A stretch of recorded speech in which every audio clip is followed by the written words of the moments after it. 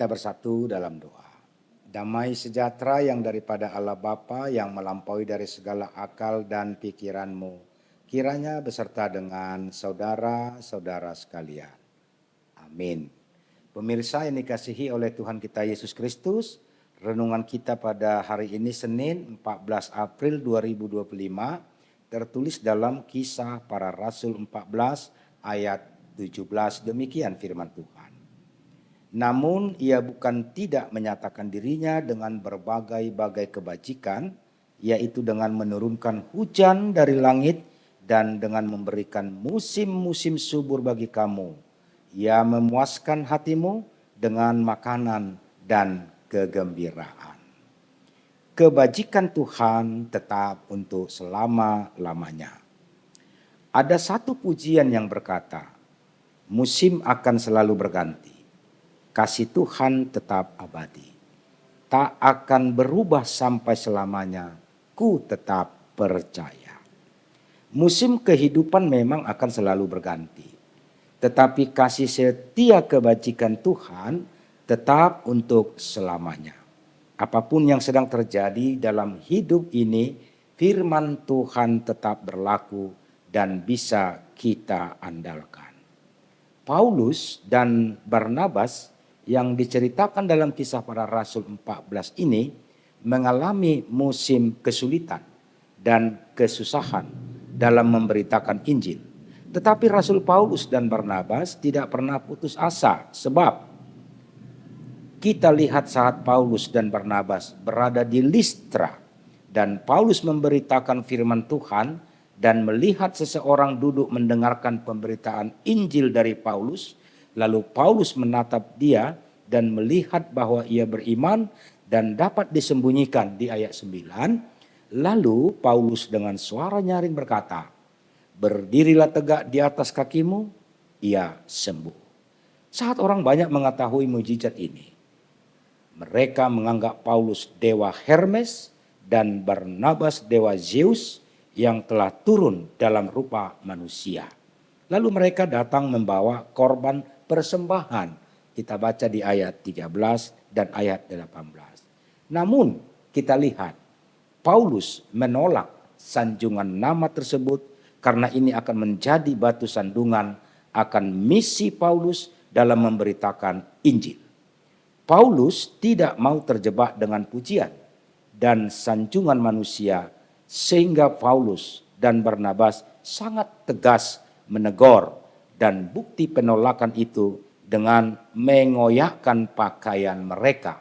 Itu terlihat di ayat 14. Dengan tegas mengatakan mereka bukan dewa tetapi manusia biasa datang untuk memberitakan Injil kepada kamu supaya kamu meninggalkan perbuatan sia-sia ini dan berbalik kepada Allah yang hidup dan yang telah menjadikan langit dan bumi, laut, segala isinya. Pemirsa yang dikasihi Tuhan.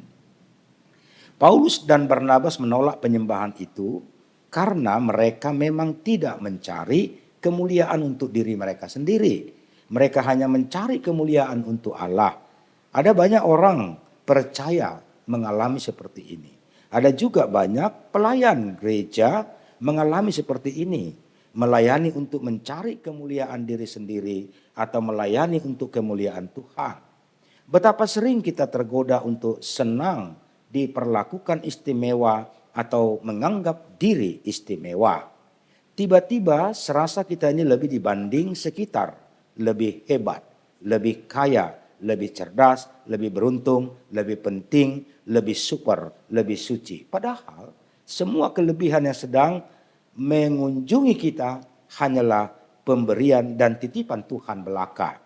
Dialah yang hebat, kita semua hanya alatnya. Sahabat dan pemirsa yang dikasihi Tuhan. Mari kita renungkan bahwa pengenalan dan kepercayaan kita kepada Allah adalah kunci menuju hikmat. Di mana kita akan dimampukan untuk melewati setiap musim dalam kehidupan. Kebaikan terbesar yang Tuhan nyatakan yaitu ketika ia rela mengorbankan dirinya di atas kayu salib bagi keselamatan umat manusia dan tidak ada yang dapat menandingi kebaikan Tuhan yang dinyatakan. sahabat Kristus jangan pernah mengeluhkan kondisi yang kita alami. Sebab ketika kita dapat bersyukur, kita akan dapat melihat kebaikan Tuhan yang lebih besar lagi. Tuhan berjanji akan memberikan musim-musim yang subur sehingga kita merasakan kebahagiaan. Salah satu bukti nyata dalam keseharian kita adalah Tuhan mengaturkan musim hujan, musim panas, dan musim panen pada waktunya. Dan Tuhan memelihara kita dengan mencukupkan makanan kita setiap hari. Mari mengisi kehidupan kita ini dengan ucapan syukur atas kebaikan Tuhan. Walaupun banyak persoalan yang terjadi, percayalah bahwa kebaikan Tuhan melebihi setiap masalah dan pasti memberikan pertolongannya bagi kita. Amin. Terima kasih Allah Bapa karena Tuhan telah memperdengarkan firman-Mu yang sungguh menguatkan hati dan pikiran kami dan mempercayai bahwa Engkaulah yang menyediakan segala kebutuhan kehidupan kami, maka kami akan selalu mempercayai Engkau dalam kehidupan apapun yang kami jalani hari ini. Terima kasih Tuhan, terimalah berkat dari Tuhan. Anugerah Tuhan kita Yesus Kristus, kasih setia Allah Bapa, dan persekutuan dengan Roh Kudus kiranya beserta dengan saudara-saudara sekalian. Amin.